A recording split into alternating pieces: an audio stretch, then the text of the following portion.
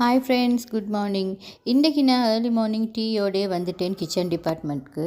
நேற்று husband corn கொண்டு வந்திருந்தாங்கன்னா, corn எல்லாமே ஒரே மிக்க க்ளீன் பண்ணி அதை இப்படி பாயில் பண்ணி வச்சுடுவேன் ஃப்ரீசரில். அப்போ வேண்டிய டைமுக்கு வேண்டிய சாப்பாடு செய்கிறதுக்கு போட்டுக்கொள்ளலும்.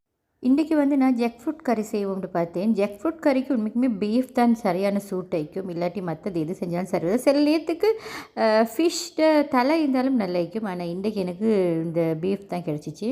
ஸோ அதை க்ளீன் பண்ணி கொண்டிருக்கிறேன். உண்மைக்குமே சில நேரம் நாங்கள் ஒன்று பிளான் பண்ணினா ஒன்று நடக்கும். ஆனால் நாங்கள் அந்த நேரத்துக்கு கவலைப்படுவோம் அது நடக்கலைன்னு. ஆனால் அல்ல, அதை விட பெரிய பிளான் ஒன்று எங்களுக்கு வச்சு இப்போ அதை மட்டும் நாங்கள் மறந்துடப்படாது.